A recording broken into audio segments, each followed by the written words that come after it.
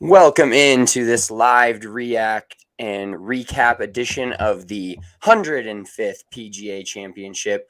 Brooks Koepka just made birdie on 16 to get to 10 under. And let me tell you what, this feels good. I am going to light up a victory cigar if he takes the W. But this podcast is all brought to you by, of course, our presenting sponsor over at Pins and Aces. I'm rocking the new Pins and Aces hats. They just came out with these. They've got the logo like popping, as you can see. My logo is popping on the front. And they do a great job. Beer sleeves, liquor stick, all of that good gear. Anything that the golfer wants, you can find at Pins and Aces. Mitchie's even got the joggers looking thick and sweet in them tight joggers with the little zip down at the bottom so they're comfortable. Pins and Aces has everything. They just moved to a bigger warehouse. They're going to be adding more stuff. They just added a line from their Scotland trip, which is great. So they're always adding new stuff, new collabs, and just doing awesome jobs. So check out pinsandaces.com. Use our promo code BDE, and you're getting 15% off your entire order plus free shipping. All right, let's talk about the PGA Championship. Yeah, I mean, we had a way more competitive round going about 10 minutes ago until Viktor Hovland decided to catch one, maybe a groove or two low, pack it right in the lip of the bunker, and basically not squander any chance that he had. Holy shit, Brooks is fucking right on right. Brooks just hit it like 40 yards right on 17. Oh yeah, that's a Spencer cut there. Yeah, that was a big boy. That might be into the other fairway. So I get if it was Augusta, he would be. Look at these lunatics. He's got an angle though. He'll be fine. Yeah, I don't know. I mean, it all depends on what he's got in. He is 4 clear though. I mean, Scottie made a push. Surprisingly, couldn't make a few putts. And Hovland actually started making a good push kind of earlier in the day. He kept catching lips, wasn't really making any putts, hitting it fairly well, and just couldn't get anything to fall. And then made a few and kind of all for naught now to really just go on 16 and piss down his leg a little bit. And it actually happened exactly the same thing happened to Corey Connors yesterday. So it's one of those things where you don't think I guarantee you it never even crossed Hovland's mind until it happened. And then he's like, what the fuck just happened? Like, where did that ball go? So it just plugged right into the lip. For a second, I had to double take because I didn't know where it went. But yeah, it was just pretty unfortunate for Viktor. It does, who knows, anything could happen. But with a 4-shot lead going into 17 now, it kind of looks like Brooks is walking into the clubhouse. So. Yeah, well, I'm obviously, like I said, on the Brooksy train this week, and it feels good. It feels good to be right. I love being right. Also, remember I called 11 under, so really hoping for one more birdie out of the guy, but doesn't look like that's going to happen with the tee shot he just hit on 17.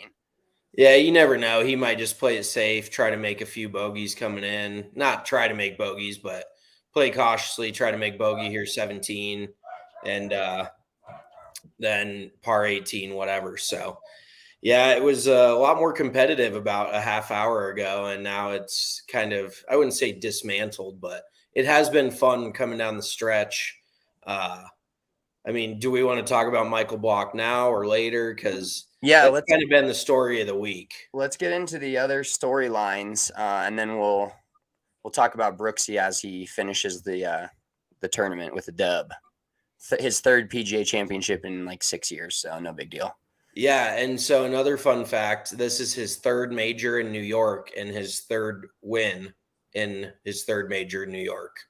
So Brooks Koepka, the king of New York. Yeah, he probably should move out there. I mean, the taxes are atrocious, but fuck, he owns it at this point. He's 3 for 3 in majors. So it was Shinnecock. Was it Winged Foot? Yep. Shinnecock, Winged Foot, and now Oak Hill. So we just need to look at the schedule going forward. Any major that's in New York is Brooksy's to lose. So 100%. Yeah. But Michael Block, for any of those of you who are living under a rock but somehow watching this live stream, is a PGA pro that, and just to show you what that means, Spencer's also a PGA pro. So that's a very loose, you know exactly what that means. It's a very loose term, and it's not, I'm not going to say it's not hard to be a PGA pro, but a lot of people get it mixed up what the difference between a PGA Tour pro is and a PGA of America pro is. So Michael Block is a PGA of America pro. He's a legit club pro at, I forget the name of the place in Mission Viejo, California. It's like Asobuco or some crazy shit like that. But it's definitely not that. But he's qualified. This is his 5th PGA Championship. So it's not like he was new to this by any means. And he's got he's a very, very good player in his own right. Don't get me wrong, but definitely kind of a Cinderella story, Cinderella boy here at Oak Hill for Michael Block to come out and do what he's done. And to cap it off today with an ace on the 15th, he just fucking dunked it, flew it straight in the jar, even damaged the hole a little bit. And I don't know if they went back and fixed it or what, but it was kind of crazy. Like, cause I didn't hear it go in. Like I had a double take. I was kind of curious if the cameraman was like off or what was going on there, but turns out it was just in the jar. And you could tell by his reaction that he wasn't sure where it went either. So usually you hear when the ball goes in, you hear it hit the stick or something, but there was just no sound. It was just dead behind it and was in the fucking jar. And I think Rory was shocked. Everybody was shocked, but just another little wrinkle in his Cinderella story here this week. Well, yeah, dude, just like you said, an incredible story all week, and firing 73 straight times when you got guys like John Rahm, who was almost 10 over par at one point.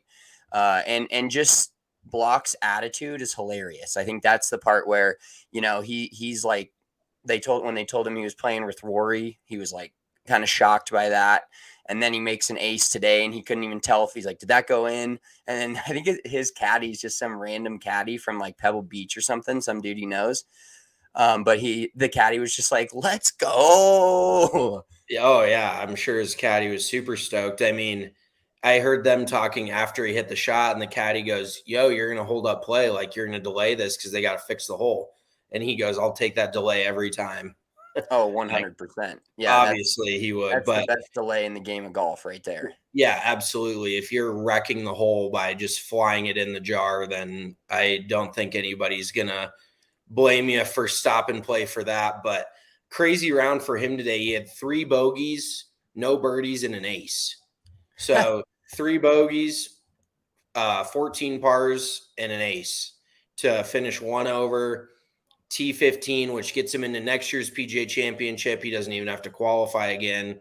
I thought it was interesting too, because actually my girlfriend and I were talking about this, and she's a relatively new golf fan, but she goes, I can't tell if he's like super humble or super cocky or somewhere in between. Like, there was points when it seemed like he was like taken back by the position he was in and like kind of having out of body experience. But then he kind of like came to, he's like, no, I can compete. Like, I don't know if he's like talking himself into it or like, it was hard to tell. Even a few of his reactions to the shots he hit, like, he was trying to be humble, but at the same time, he's like, I'm the man. Like, I'm even when he was like, yeah, I hit balls less than once a week. He almost, he wasn't saying it like this, but it almost came off as like, yeah, I hardly ever practice, and I made it out here and I'm doing this. You know what I mean? Like, yeah, I hardly ever practice, but I am in fact the shit. Yeah, I fucking made it out here, and now I'm top 10 at a major. Like, it's this easy. Yeah, which obviously it is not. So he's had the week of his life. I mean, and the other thing is too, is you can rhyme so many words with his last name. Like, remember a certain quarterback that we had in Denver that you could give him that same nickname we gave Drew Lock? We can call him Horsecock Block. I But don't even then, know if you're supposed to say that or not. oh, But that's fine. yeah. Big drive energy, bro. Yes. We say what we feel. Now this is kind of interesting here now because I'm assuming Brooks doesn't know. So Scottie just made birdie on 18 to get within 3. Okay, So so I mean, now Brooks has got about 15 feet for par. so he most likely, we'll see. He's He gonna most have a likely make two-shot lead 5. going into 18. 2-shot lead going into So as 18. long as he doesn't go full Mito Pereira, he should be fine.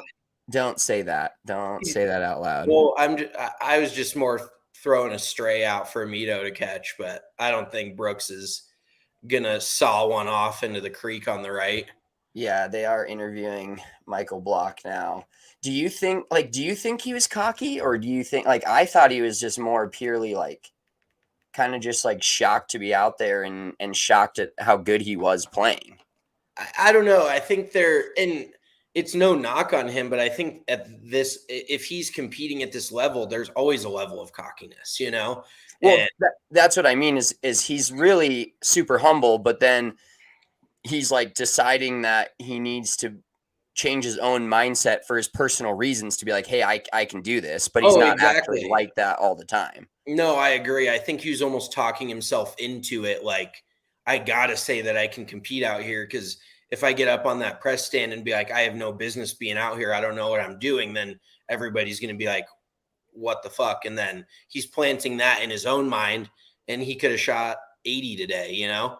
And I put before the round, I guessed, I tweeted it because I put his over under at 72 today. So he finished with a 71, 3 bogeys, 1 ace to shoot 1 over. So definitely a very impressive round given the circumstances. This isn't your Monday morning money game in Southern California with a few of his pro buddies probably ripping shots. So yeah, just Nathan in the comments, Brooksy, and then I think this is when you talked about the Mito thing. So don't go there. Nathan's on my side here.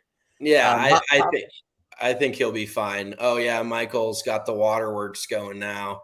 If you guys are tuning in, hop into the comments. Ask us anything that you want to be asked, golf or that you want to answered, golf or non-golf related. We got into it a little bit, but yes, I am a PGA professional, just like my man Michael Block here. So no PGA professional has finished ever higher ever in the top 10. So he just kind of missed out on that. He was a couple strokes off of earning a special temporary membership to the PGA Tour. Which would be insane. That's if you finish in a 2-way tie for third or better. So he was a ways out of there. He was a little ways off from getting that special temporary exemption, but still overall a very, very cool week for him. Now he's got the waterworks going, which, I don't blame him. I mean, and it was funny because I think he has 2 kids, and he was quoted saying, this will definitely be like the best week of my life. And somebody was like, has 2 kids, says this golf tournament is the best week of his life. Like, you're married with 2 kids, and that's just what you can't recreate with golf. Like, and I'm sure he doesn't really necessarily mean in his personal life, but from a golf standpoint, he will tell this story probably till he leaves this earth. Like, he is going to tell this story till the end of time, and it's going to be like, can you imagine the amount of phone calls out to that country club now for lessons from him? Oh yeah. Do you think he was charging $150 an hour? That's doubling at the very least. Like that's going way up. Absolutely skyrocketing. If he even wants to, I wouldn't be teaching anymore. Fuck that. Well, I mean, I still think it's not like he won the lottery. He's going to make a couple $100,000. Like, I don't think he can retire. Who knows? I'm not going to speak on the situation he's in, but he's going to be doing a lot better. I still think he'll teach, but probably maybe be a little bit more selective. He's not going to be taking on the beginners at, Monday afternoon when he's trying to get out of there. He's not going to take Mrs. Haverkamp out on a 3-hole playing lesson. He can be a little bit more choosy on who he teaches now that he's got that little extra bankroll going. Oh yeah, exactly. It will be cool to see how much he actually makes. And then we can compare it to the average PGA Tour salary, and it's probably, or PGA professional salary at a golf course, and that's probably gonna probably 4 times it, 3 times it, maybe. Yeah, I would bet 3 to 4 times. Okay, Brooks has got basically a tap in for bogey to move to 9 over, or 9 under par, 2 ahead of Scottie. Can we touch on Rory for a second, or do we want to wait till afterwards? I mean, No, yeah, let's talk about some other notes that we had throughout the event. Yeah, so Rory just pretty typical, backdoors a top 10 when he's kind of out of contention. He wasn't as out of contention as he has been at some majors, but backdoored his way into the top 10, played pretty well on Sunday. But the first thing, just watching the first few holes, like he absolutely stiffs one on number 1, hits it to like a foot, has a tap in birdie, and that got him to 2 under. I think he finished at 1 under total. Is that correct? Yes. He finished at 2 under total, 1 under for the day.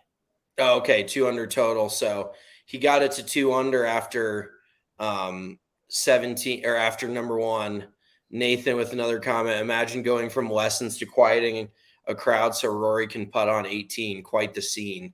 Yeah, that's it's got to be somewhat of an out-of-body experience for him. And it seemed like even Rory was being pretty cool. Like, I wonder if it was a little bit of an ego hit for Rory that he's like, I'm playing with this guy. Like, not a knock on him, but you know what I mean? Like, Rory's, yeah, but Rory at the top of the game of golf, and he's like, yeah, I'm paired with this PGA pro that hits a bucket of balls once every 2 weeks. I think he probably overplayed that a little bit too. To be honest with you can't be this good. Shout out Greg in the comments. Looks like Michael's making $309K this week, so probably taking home close about to 6 2 times the average PGA salary. Yeah, yeah, probably right in that range. But no, Rory in the majors right now, he's just kind of like, I think he was just happy to be playing on the weekend. I mean, the competitor in him is not, but the obvious thing from watching him the last couple of years in majors is like, hey, he's got a tee time on Saturday and Sunday. So yeah, I mean, I think every major that passes by and he doesn't win, it becomes even more crazy that he hasn't won a major in, 9 years? Yeah, I think 2014. I think since 2014. So yeah, it feels like so much more recently he won a major. But I just wanted to highlight his approach shot on number 2. That was just a clear lapse in judgment. He went for that front right pin and short sides himself and ends up making bogey there and takes all the momentum he got on 1. Like, that pin was so not worth going for, but it almost feels like a microcosm of Rory pressing a little bit on Sundays. Like, I think he's kind of sick of the narrative that he's not competing at majors, and then it's kind of, doubling down in his mind of like, oh, maybe I'm not competing in majors for this reason or that reason. So I just thought that was really stupid of him to fire at that flag and short side himself like that. Because one thing that I actually wrote down too was almost the exact opposite of that. One thing that Michael Block did so well all week was play within himself. And that's an obvious thing. Like, everybody's like, play your own game. But there was things he was physically not capable of doing. Like, he knew he couldn't drive it that far, and he knew he couldn't get at certain flags. So he was aiming away from flags. Like, and a lot of times, if you're not capable of that, it almost saves you as long as you know. Like, Rory's capable of pulling off any golf shot in the world, but sometimes that's almost to his detriment. Like, when they played that hole together, Michael hits it in the fairway, hits it like 40 feet left of the hole because he, from what it looked like, I mean, he faded a few woods today. But for the most part, he was a pretty big drawer of the golf ball. He was working it pretty hard right to left. And so he draws one into The second green hits it's like 40 feet, two putts for par. But Rory can hit that high cut. So he's like, well, I'm going to try to, hit a high fade in there to that front right hole, short sides himself. And we see what happened after that. So Michael just did such a good job of, playing his game, especially when you're paired with guys like Rory who are driving it by you 30 or 40 yards. He's hitting woods into some of these par fours and longer par threes when Rory's hitting 4 or 5 irons. So it's just goes to show you that you have to be a little bit more precise when you're hitting the woods versus the long irons, but you can still get it done. You don't have to hit it 320. Yeah, exactly. And I mean, I'm saying this like it's easy, and it's definitely not easy, as we can tell by the little amount of guys that are under par this week. But I mean, T12, basically you had to be 1 under to get in the top 10 of this event.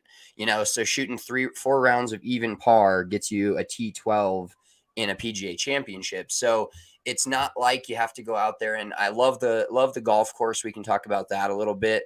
I think it was a really good test of golf in general. But speaking to Rory going at the flag on 2, like you said, dude, all the pin placements, I don't think there was one pin placement that was in the middle of the green in The entire week. Yeah. And I think they said it was either on Friday or Saturday, not a single hole placement on the golf course that day was more than 5 paces off the edge. Yeah, they definitely got a little aggressive with the hole placements, and it all depends on it. They talked to John Rahm in the broadcast booth after his round. And by the way, I got to give props to him because he's done this a few times and he gives such great insight after he gets done playing about, the conditions that day. And they asked him about kind of the situation Brooks was in and the situation like Viktor was in coming from behind. So just a very cool, like that John Rahm, he could have been frustrated by his performance this week. He could have cashed it in, shot, $1 million over the weekend, but he just grinds it out and he just genuinely seems like he's happy to be out there, which you can't say for a lot of other dudes that are in a similar position to him where they, if they're not competing, they're not happy. So very cool of John Rahm to do that. But Rahm was talking about just course conditions and all that. And where was I going with this? With how tough Oak Hill was, or was it a fair test of golf? Oh, yeah. Well, he said it was very fair. He said this back 9 was fairly gettable. Hovland can get himself T2 with that approach shot. He's got about 12, 14 feet for birdie. Brooks has got 9 iron from 177 at sea level. That's disgusting. Well, did you see on that par 5 when we almost had the 2 shot? Hits it to 10 feet. We almost had the 2-shot swing on the par 5 on the back, and he hit pitching wedge from like 140, and it was way short. Yeah, he definitely caught a gust there and got it ballooning up in the air. Oh yeah, it's time. I'm gonna go grab my victory cigar. Go get do you have cognac? No, I don't think I have cognac, but do you understand that this is now me hitting 2 PGA championships in a row? I had JT last year and Brooks this year. Wow. We got victory cigar time. Are you about to smoke in your own house? Yeah, maybe. All right. So while Spencer is off getting his cigar, I'm going to talk a little bit about Viktor Hovland because I did touch on him a little bit, but the putting kind of let him down today. His move at the top of his backswing still throws me off. He hit a lot of pulls off the tee and then he was over fading it. But once again, he's in contention coming down the stretch at a major. And, he said in an interview that he was actually kind of in years, or not in years past, in majors past. Oh, here he is. In majors past, he'd kind of played young and dumb, like he was making mistakes that he wouldn't necessarily make otherwise. So it kind of seems like a whole learning process for Viktor Hovland, and really, it seems like his game will translate to winning majors eventually. It's just gonna maybe take him a little bit more time, get a little bit more dialed in off the tee, with the putter, things like that. It's just a few a few shots here and there that cost him this week. So what was that comment from Greg? I just missed it. He said the Ryder Cup dynamic with Brooks on the team is going to be hilarious. Oh, it's going to be great. Even so, I saw a tweet in the middle of these guys coming down the stretch that bugged the shit out of me. They're like, Zach Johnson hasn't decided whether Live Tours will be allowed to play on the Ryder Cup team yet or not. Like, if you want the U.S. to continue to lose and suck ass, then yeah, leave the Live guys off of the team. Like, Yeah, exactly. What a giant mistake you would be making. If you want the team to win, then get off your moral high horse. And I love Zach Johnson, but get off your high horse and pick the best players that you can pick. Like, this shouldn't even be a question. Yeah, I mean, look, going down the leaderboard, you know, three guys in the top 9, and including the champion are Live guys. Yeah. Live, laugh, love, baby. Or are they Americans that can play in the Ryder Cup? Brooks is and Bryson is, so. Who else was? Cam Smith. Okay, yeah. Shout out to us. 3 of our 6 picks in the top 10 plus the winner. Oh, the boys are hot. Don't let us get hot. Don't let us get hot on the DraftKings Sportsbook, baby. We're so hot, Spencer's fire alarm's about to fucking go off in his house from ripping that stove. You look like Shannon Sharp. Oh, yeah. I'm just like, we were down kind of bad on the units. We had been struggling. I think that will this get us back to like even on the year, I want to say? Oh, so Greg's saying, yeah, we're back to even about on the year, but Greg's saying that Brooks getting second in the Masters and winning this, he auto qualifies on points. Victor just got it to 7, so he's officially T2 with Scheffler. Oh, okay, so Brooks, he's still auto. That's crazy to me. I mean, that's awesome. I think he deserves to auto qualify. You know, if you're winning majors left and right, like it shouldn't even be up for debate whether you're playing in the Ryder Cup or not. But if there's any sour grapes from the teammates, and even Brooks in an interview earlier this week said that, you know, it's mostly media driven. So I don't think the players will really have a problem with him, especially if he's beating the shit out of whoever he's playing. So here's Brooks for the dub to get it to 10 under. A little low side, a little short, tap in, 9 under, and Brooksy's officially your winner of the 2023 PGA Championship. Let's go. Oh, man. Let's go. The dude just hunts majors. He's a dog.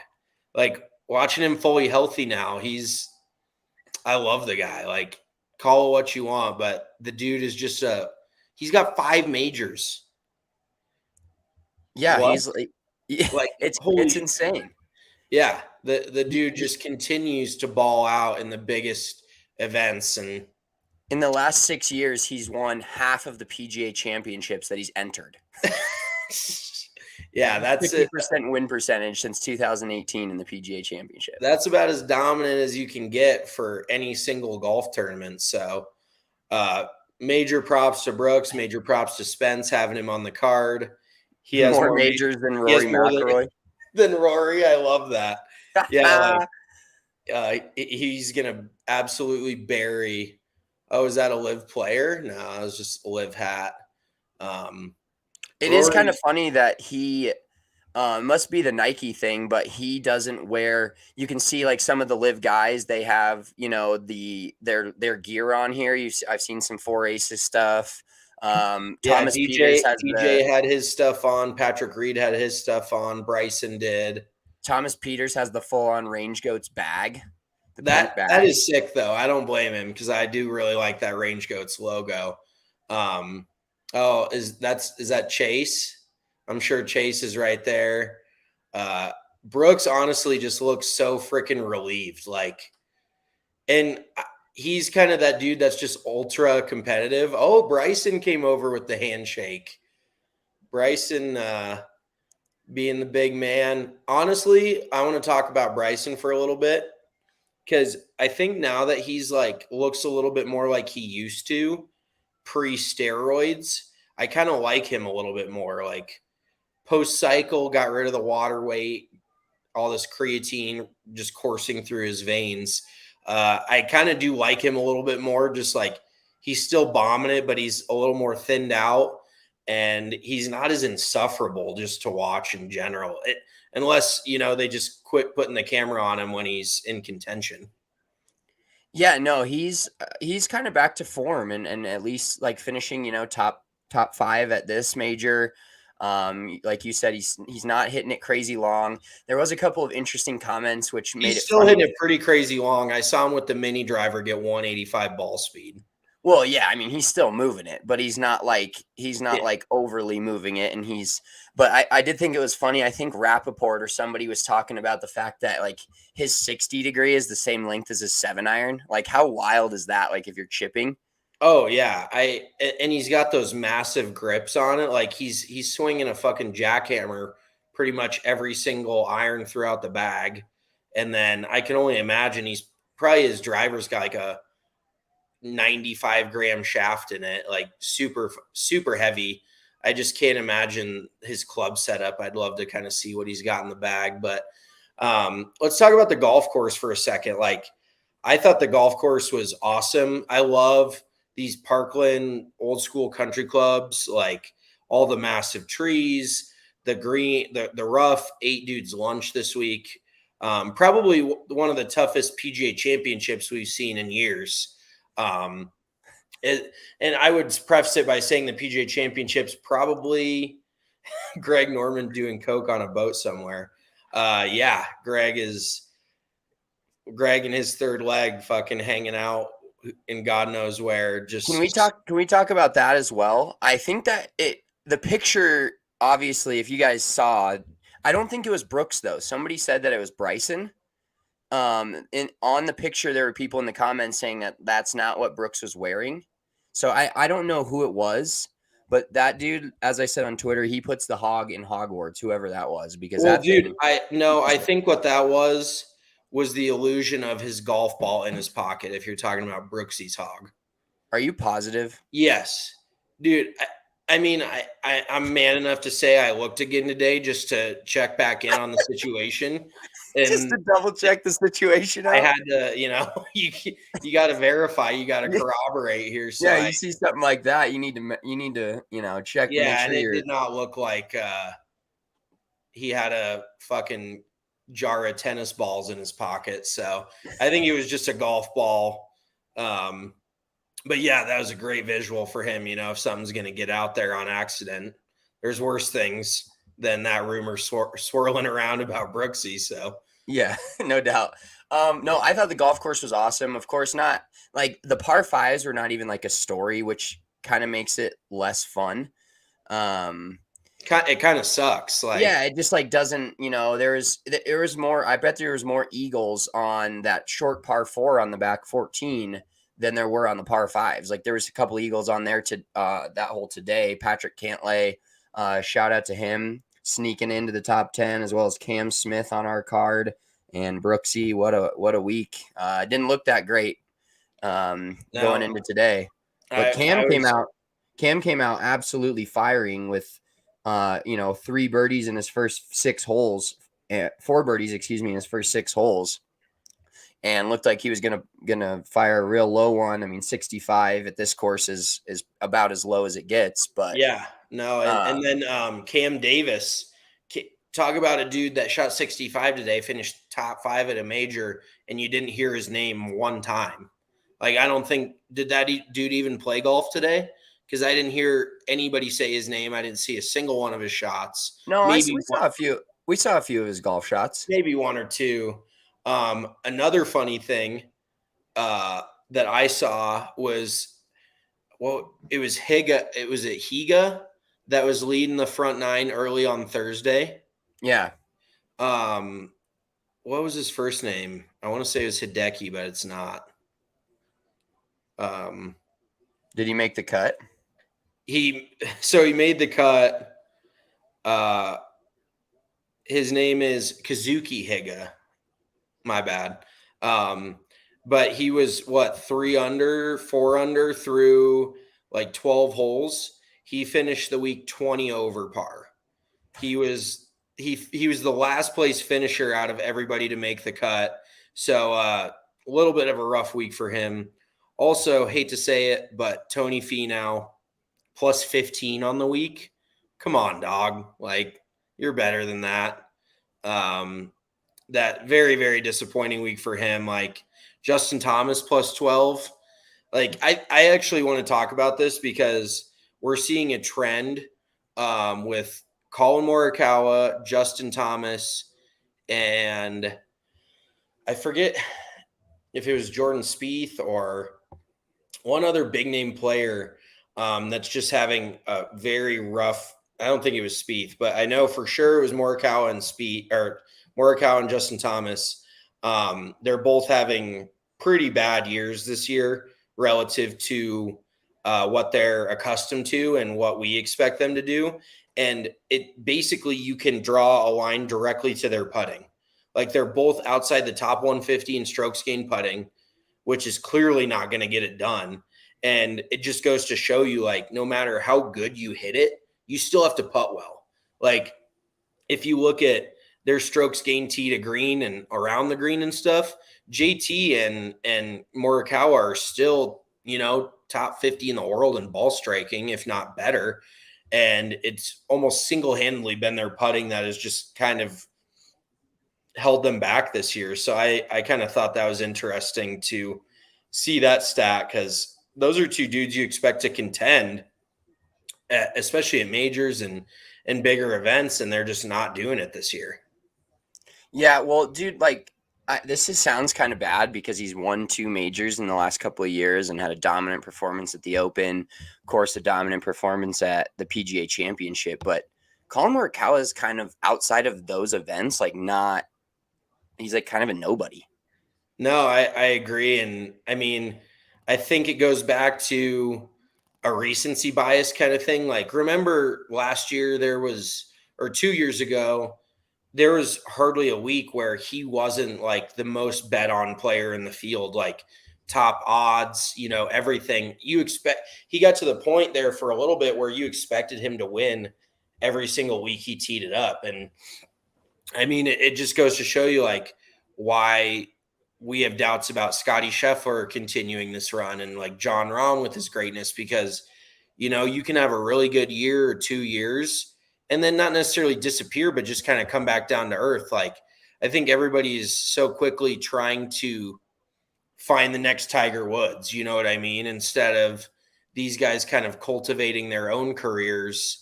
Oh God, dude, Viktor Hovland's watch is so clean. I think he has an AP watch on. It's probably a $250,000 watch. Yeah, I said it's probably AP. It's definitely an Audemars. Piglet.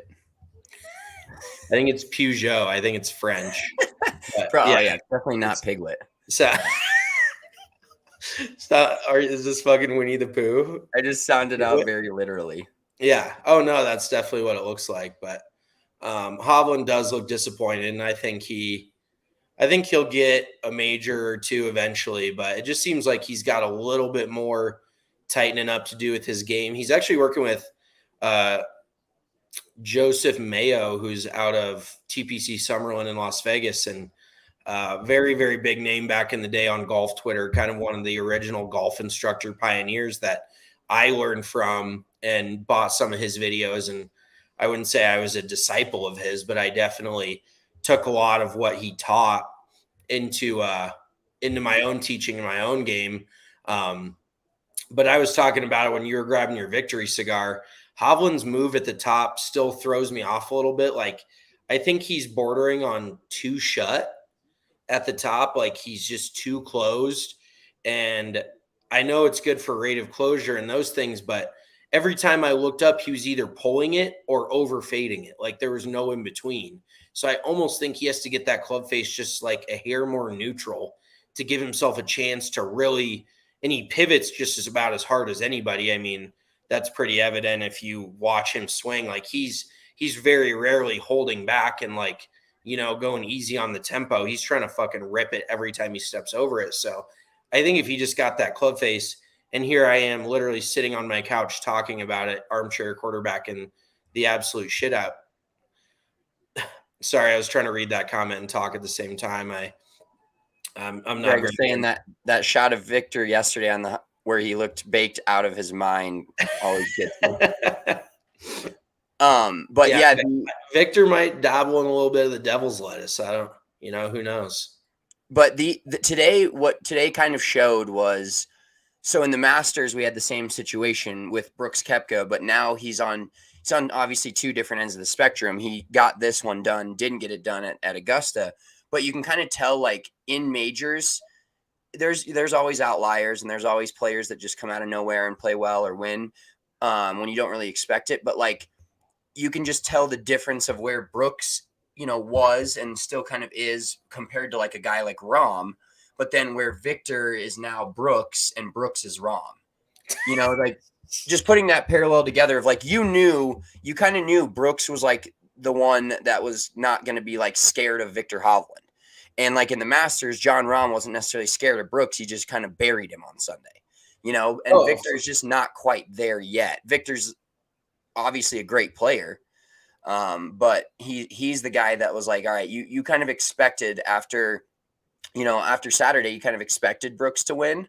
But then, he comes out and birdies 3 of the first 4 holes, 3 in a row. You're like, all right, like he's locked in. And he made some mistakes and made quite a few bogeys, between holes 7 through like 13, 14, but made some big putts, made some big birdie putts. And then that, getting up and down for par on that par 5 when Viktor had a pretty easy birdie putt and ended up making it, didn't turn it into a 2-shot swing, which was great. But what does Block get? Low PGA Pro. Oh, okay. Yeah, which I think he was, but I think he was the only one to make the cut. So, how funny would it be if they do award the low PGA Pro and like no, he just had to hang out over through 2 days, missed the cut. Yeah, dude, sitting on his couch and they announce his name. He's like, "Oh, sweet, won low PGA Pro." And going back to your comment about Brooks was kind of looking at Viktor like Rahm was looking at Brooks in the Masters. I think that's kind of a reach, considering Brooks, even at that time, was a 4-time major winner. Viktor's contended a few times, but he's never won a major. So I definitely think Rahm had to give Brooks a little bit more respect than Brooks needed to give Hovland today, at least earned respect. I'm sure Brooks respects Hovland as a player, but it's definitely not the same ballpark with Brooksy and Viktor. Like there's a clear level between the two. There's a little bit of a gap there. So very happy though for Brooksy. Obviously he's our boy. Michael Block, hell of a story. Now he's going to cry again on national TV. It's Arroyo Trabuco. That's why I said Osobuco. He works at Arroyo Trabuco. I don't even know if I'm pronouncing that correctly, in Mission Viejo, California.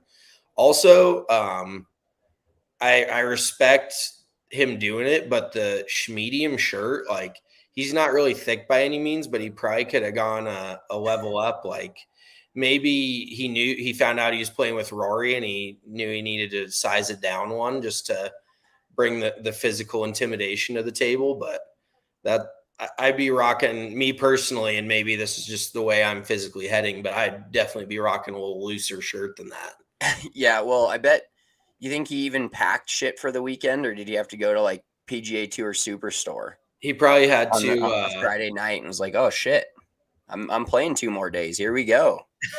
No, they talked to him after Friday, and he said, "Yeah, I've plane tickets booked for tomorrow morning, so I got to change all of those." And he was definitely planning on not making the cut. So, but he did say that he had the place rented out through Sunday, so I think he's just going to eat that on the expense end. It was probably a vacation for him and his wife. He's probably just getting kind of out of the thick of golf season in Southern California.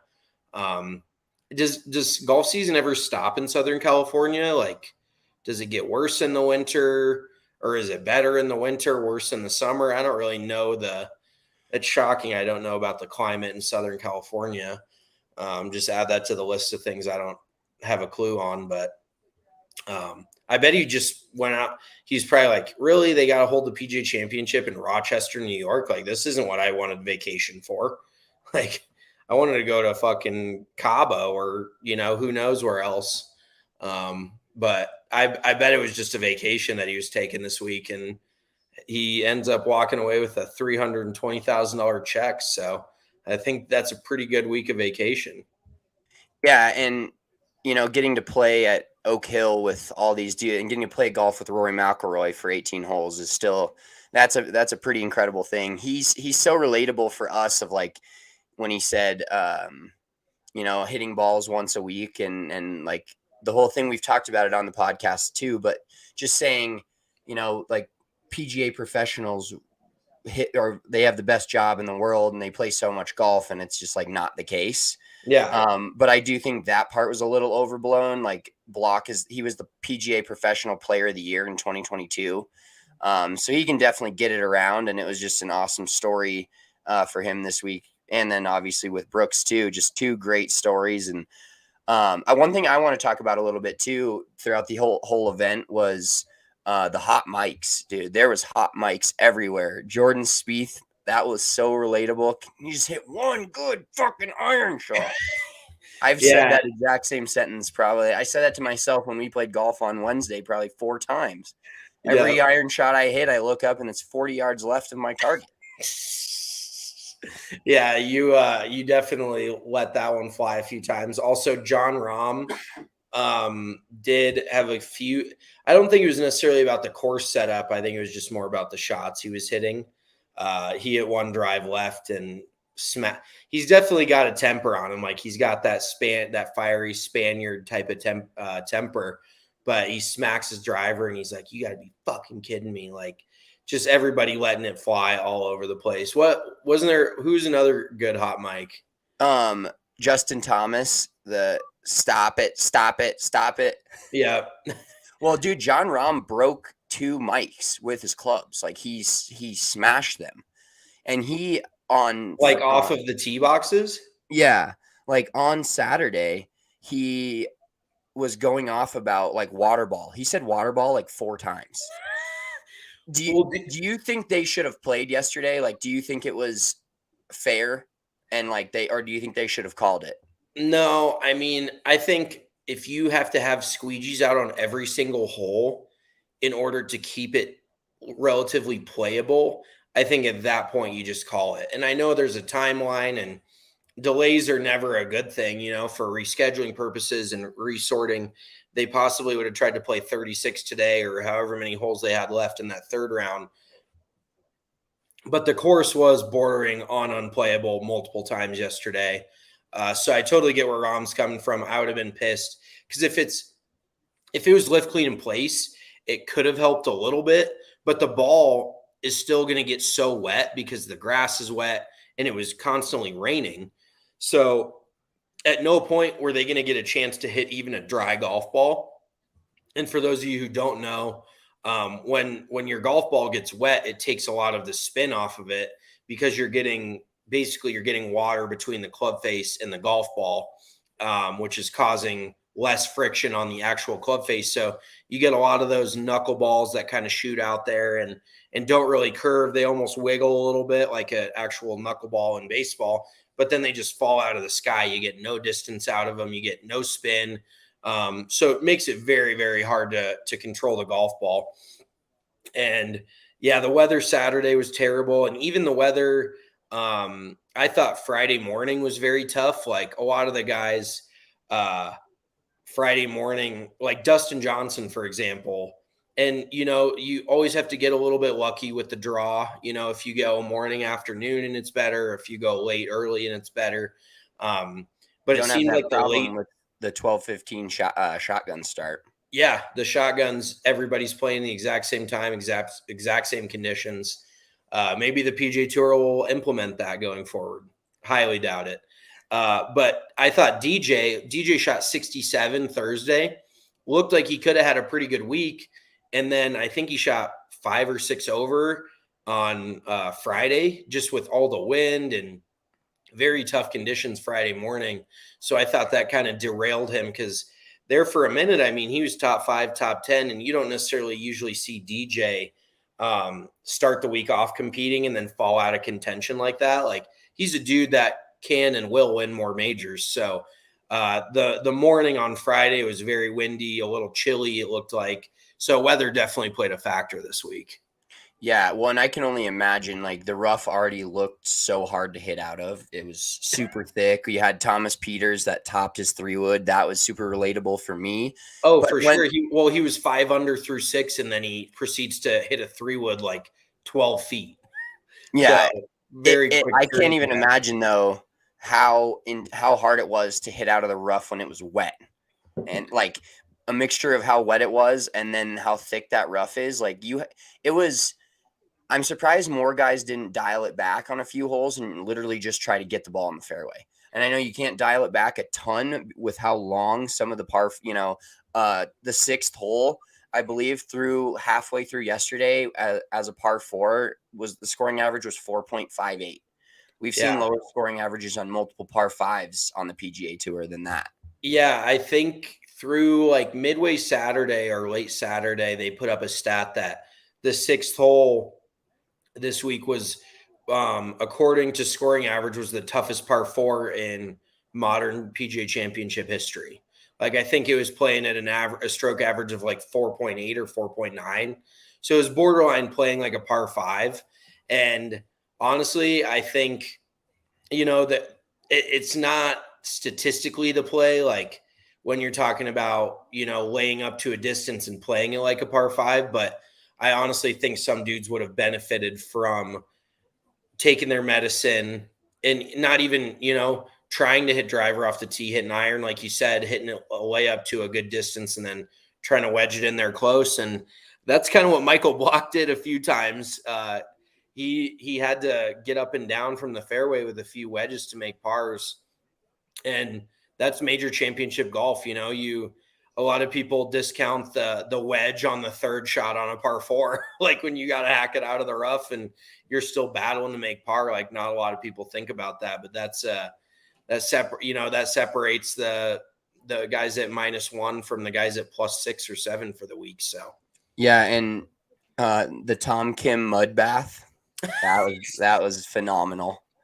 So I didn't really get to see that. Did he try to go rinse off in a creek after he got covered in mud and then he fell in the creek? That I don't know. I think that's what I heard, if I heard that correctly. I think he was like trying to like clean off, like he's fucking what was the dude that wore the raccoon hat? Daniel Boone or what are you Davy Jones? Davy Crockett? I forget his name, but he's like out there washing off in the creek like it's 1820. I mean, you really don't have anywhere you can necessarily go clean yourself up on the golf course. So I guess the creek was the best option. But I don't think he tried to rinse himself off. I think he was just looking for his golf ball in like the deeper stuff. He already had his pants rolled up to like his knees, and then, oh my God, what a disaster, dude! I would have been so done. I'd have been like, I'm not playing it. I'm not hitting another shot. This is you're just like soaked from the knees or the thighs down. Like your pants get all cold, covered in mud. Yeah, his calves are literally like black, like completely covered. Davey and then I think. Okay, and then he did go in the creek and wash his pants. Like, okay, so you're right, but that wasn't what caused the issue. Okay, he went looking for his ball, full of mud, absolutely just caked in it. And then he went into the creek and got the rest of his pants and legs washed off and then came back out, put his socks and shoes back on. I don't know. At that point, I would almost rather let the mud dry and just like chisel it off me than go and get them wet. You know what I mean? Like, I can only imagine the friction that would be happening between my thighs if I had wet golf pants on. Oh my God, I would be crab walking down the final stretch, 16, 17, 18. I'd be doing the splits walking down the fairway. So my heart goes out to Tom Kim. And it was kind of funny too, when he just looked so innocent. Like, he found out that everybody saw it. Like, first of all, how do you think that that's not going to go viral. But then like he just had like this like innocent like grin on his face. He's like, oh, like I'm everybody's going to see that, like not in like a shitty way, like embarrassing. It was just kind of a sweet moment for young Tom Kim to be like, oh, I'm going viral. Like, yeah, he is. trending on Twitter. They asked him about it, and he goes, "I thought it was a ball worth finding." That's so amazing. He is every 20 handicap at your local golf course with their. I'm shocked. Like, if somebody was smart, maybe Pins and Aces gets him that 50-foot ball retriever. If he really, maybe we should get that in the mail to him. I don't know if they've dropped that yet, but Nick made a 50-foot ball retriever. Maybe Tom Kim needs one of those. Yeah, we'll just hook him up at pinsandaces.com, promo code BDE, Tom. Or if you send us your address, we'll send you one of those ball retrievers so you don't have to do that. Is that one of the what are some of the, speaking of like having a ball retriever in your bag, what are some of the, the bogey golf, like handicap Saturday round moves that you can have in your bag? I think like a ball retriever is definitely one of them. Yeah, ball retriever, iron covers. That's kind of the low hanging fruit. I actually saw a few guys with iron covers out when it was raining all of Saturday. There was a few guys that busted out the iron covers, but yeah, can you think of any off the top of your head? Well, you said that I was a 20 handicapper for carrying around a fucking club brush. That's an amateur. That was like disrespectful. If you're in the comments, if you're watching this live, let's see what you think on that. I have one of those, club brushes that pulls. It has a little, extendo leash. A little frogger. Yeah, and like you give me shit for that, and I'm like, dude, what are you talking about? Like this is I want to have a clean golf club. It is a little bit of amateur hour to have that thing banging on your. Also, what I don't love about your golf bag is all your whatever metal bag tags you have on there. You sound like you're a fucking horse walking into the barn every time you take a step, because your bag is like clanking. So that's something that I think you need to get taken care of too. You don't like my bag tags? You bought them for me. I was just rocking the stuff you bought me, Oh, was that the one I got you from the place in Idaho? Yeah, Circling Raven, I think is one of them, and it has it's like the arrowhead.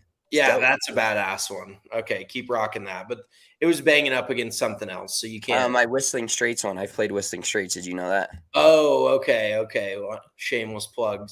Talk about that shit again. Well, what else is there to touch on the PGA Championship? The one note I had just from Brooks today, and he obviously took home the dub, but he was the first player to hold a 54-hole outright lead in 2 majors in a season since this player in 2011. Whose line is it anyway? Get your guess. 2011. Did Jason Day? No, he was later than 2011. Fuck, dude. That's when I was like getting into golf, was 2011. I can't tell you. Rory. No shit. Yeah. So Rory, where did he win in 2011? Was it Valhalla was the second one? I don't know if he won it. He just held the 54-hole outright lead. Oh, okay. That was the stat. Is nobody's. So it's something to think about when we go into the Open Championship and the U.S. Open coming up here in a month. Is no player since 2010 is, so, and it's Brooks both times this time. But kind of interesting that like a guy hasn't competed, or not necessarily not won 2 majors in a year, but just holding the outright 54-hole lead hasn't happened in 12 years. Yeah, that is crazy. I had no clue. So another note I had was this course did a very good job. I don't know if it was the redesign or just the layout in general, but I was very confused at times. Like it felt like it was playing tricks with my eyes off of the tee, and I couldn't see from like an exact tee perspective, but the camera that kind of sits up and behind the tee shot, like, and kind of pans off into the distance from behind them. There were so many eye lines that were so funky. Like it looked like the fairway was here and it wasn't. And then there was tee shots where it looked like they were missing it 20 yards right and it was like center of the fairway. So very good job on the designer's part, but I hate that, like with the fairway bunkers cutting in. I know those were kind of a big talking point this week. I know the fairway bunkers were a big challenge, but I think they also did a very good job of where they had them cut in the fairways and kind of messing with your eyes. Because a lot of time, even if it's not a physical thing where you're not even worried about hitting it in the bunker, it's just a visual thing where that bunker is in your face and you can't see the fairway over it. So it makes it that much harder to hit the fairway. So I thought they did a very good job of that. I wouldn't necessarily enjoy playing it myself because I'd be all fucked up. I'd be like, where's the fairway here? Like, it looks like it's over here and it's not. But yeah, very, very good, like mapping of your bunkers and place trees and stuff like that. I think even though they took a lot of trees out of there, it was still well placed enough to the point where it wasn't just a walk in the park. Obviously, we saw that. Yeah, and we've touched on it a few times before. Last year's PGA Championship was somewhat similar to this. Of Justin Thomas, I believe, was 7 strokes back going into Sunday before he won. But it's just a lot more fun when you don't have to fire 64 or 65 every day to win a tournament. And guys that were, Brooks finished at 9, but guys that were 1 under today were starting the day, were semi in it. They go out and fire a real hot one, and it's just so much more fun when there's a lot of guys bunched together versus this runaway, like, oh, you fired 1 round in the 70s, you're out. Like, you could have easily, Brooks didn't, I think he fired 1 round in the 70s. Yeah, so today he shot 72, or no, sorry, round 1 he shot 72. And then 66, 66, and 67. But, he was 2 over par after the first day. He was 6 shots back, I believe. There was a few 66s out there. And now he's, and he won because he shot 3 rounds in the mid-60s. So it's cool when events happen like that versus like, oh, yeah, this guy shot even par the first day. He's out of it. And he's done. Oh yeah. Yeah. I think that's why everybody loves majors, because it's a grind, man. Like you said, you shoot 1 or 2 rounds over par and you shoot 1 or 2 rounds fairly well under par, you have a good chance of winning. So the last note I had was pace of play was actually pretty good today, which I don't know if that's the driving force from Brooks or what that was, but they teed off at 2:30 Eastern, and they finished at what? They finished 20 minutes ago, so they finished at 6:50 Eastern. So they played in under 4.5 hours, I think, which for especially a major, you expect a 5+ hour round, especially coming down the stretch like that. So I got to give a shout out. I always like to jump on pace of play when it's shitty. So whoever needs to get credit for that, I give them credit. The pace of play was much better. And honestly, I don't know about you, but I caught myself constantly like, holy shit, they already finished that hole. Like it just felt like they were finishing holes very quickly and like actually moving like you're supposed to in golf. So I was almost caught off guard by that throughout the day. Yeah, we planned this for 4:00 Mountain Time with the leaders teeing off at 12:30, and it was almost too late. We like to get the last 3 to 4 holes in, and by the time we were rolling, it was like only had 17 and 18 left. Mm-hmm. So, and I'm sure Brooks loved that. He, whether or not it's just an excuse or it actually affected him in the Masters playing so slow, the final round today, they didn't have to deal with that. And there was some slow play from Scottie though the first couple of days. Oh God, that shot he took 5+ minutes to hit. I think that's just an auto DQ. Like you walk up to the edge, you switch clubs, you stare at the lie. Like talk about painful, man. I would have finished the hole and walked to the next tee. Like if I was his playing partner, I would have been so done. Yeah, that's always like the passive aggressive good move is just to like finish a hole. We used to do that in high school all the time. I'd be like, all right, I'm done. I'm finishing. Yeah, it was more because somebody was over here making an 8 though, and I tap in for par, and I'm like, you just write down whatever you want, man. I'm going to go tee off on the next. Dude, I don't even care what you score. I'll sign the card. It's clearly, and then it's the guy that's like, put me down for 6. You're like, oh, okay. Yeah, so then you write a 7, you move on. Yeah, exactly. There was some,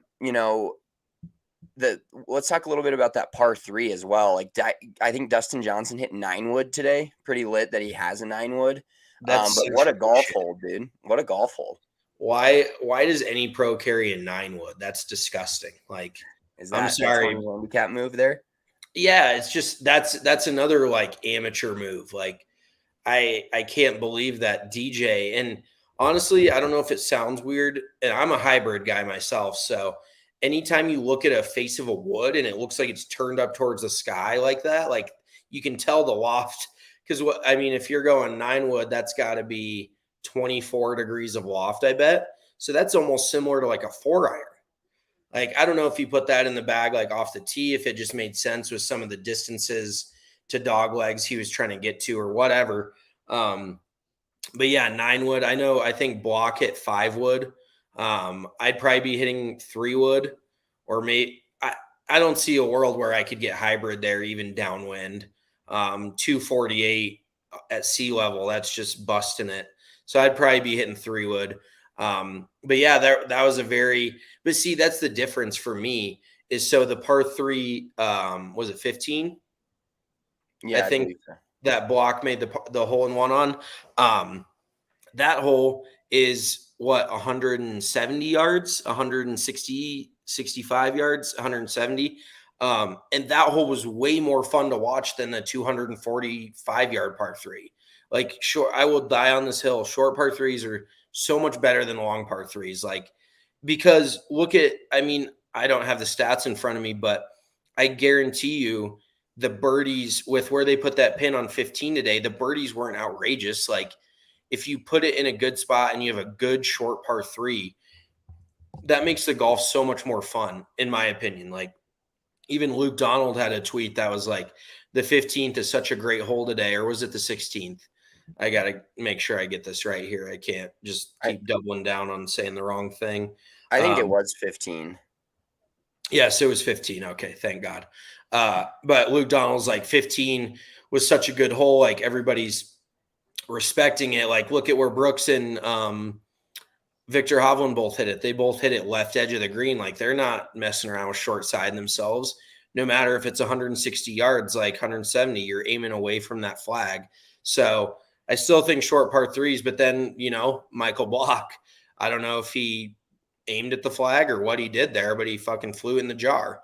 So it just opens up that much. It's like a gettable par 5 versus an out of reach par 5. I would much rather see a gettable par 5 any day of the week, because you're very rarely going to see a birdie on a 250-yard par 3. Like, those guys are just, if they could write down 3 and walk away every time, they would. Yeah. Did you see the tweet that came out with Bryson's stock, his degrees on his clubs compared to it's just asinine? Yeah, somebody tweeted it out, and it was comparing them to like a Titleist TS 100 or whatever, some new Titleist iron. And every TS 100's probably, oh no, that's a player's iron, so that's probably got a little bit more true lofts. Yeah, and it was like 6 to 7 degrees on every single club. Holy shit. Yeah. So I think his pitching wedge was like everybody's 8-iron. Yeah, I think his pitching wedge was like probably in the 40-ish range. Oh my God. 41, something like that. Yeah. How does he even gap that? Like, especially with having the same length, like, you're going to hit a pitching wedge longer no matter what if it's the length of a 7-iron. Like, that blows my mind. And I mean, when you create that kind of speed, you can get away with having those lower lofts, but that also kind of changes your perspective on things when it says he's hitting pitching wedge from 180 yards. You're like, okay, that's actually an 8-iron to most people. And it's the length of a 7-iron. So in all reality, he's not hitting it that far. He's still hitting it very far, but sometimes you hear what club he pulls and you're like, that can't be right. Yeah, you got that 9 flipped for, that's actually 6. Yeah. He's probably got me by a good 4 clubs. Like, I'm hitting 9. Oh, okay, I got 5. Like, Holy shit, man. The guy moves it. Yeah. Well, shout out to us. Shout out to Brooks Koepka for bringing it home. Credit We to got us. 3 guys in the top 10 on Big Bet Energy. If you're not following us on Instagram, please go over to the Insta at Big Drive Energy Pod. You can find our find our picks every single week. Oh, I love this comment from Paul. Live and let live, baby. Suck it, Jay Monahan. Love that. Live and let live. Did you see his last name? It's Gov Corrupt. Yeah. Shout out Paul Gov Corrupt. He knows. He knows. Do you think all the live lovers are just hard right wing? Or you think there's some, I don't know. I don't want to make it political, but there's just, I don't know if there's any sort of correlation there or not. I mean, you never know. Who knows? But yeah, overall great week. Loved this was actually for a PGA Championship, because I've dogged the PGA Championship multiple times for it kind of being the throwaway major, but it still doesn't have the jam that the Masters or the US Open or the British the Open, excuse me. But overall for a PGA Championship, it was a fun week. I really did enjoy watching the golf. It felt a little bit more US Open-y than it did PGA Championship, like great traditional setup, great field, great play in overall. So I just really enjoyed it. Yeah, it was a great week. I'm a back-to-back PGA Championship winner, so I'll take that. You and Brooks. Put that in my cigar and smoke it. Put that in and smoke it. Thanks, everybody, for tuning in. We will be back live for sure June 18th for the U.S. Open at Los Angeles Country Club. Should be an interesting one. Maybe Max Homa can get into that one. He's like the governor of California, kind of like Brooks owns New York. Yeah. So that'll be interesting to see if he can actually compete. We'll see if there's any Lakers out there. They won't be playing any basketball. So yeah, their season ends tomorrow, unfortunately. So it's just baseball in the LA now. Yep. I just had to get that shot in there. Go Nuggies. Oh, go Nugs. Finals bound, baby. All right. Thanks, everybody, for tuning in. Drop us a like if you're on the YouTube on the way out. We appreciate it. And we'll be back with Big Drive Energy weekly, wherever you can get your podcasts. Hope you enjoyed the PGA Championship. We'll talk to you later. Peace. Peace.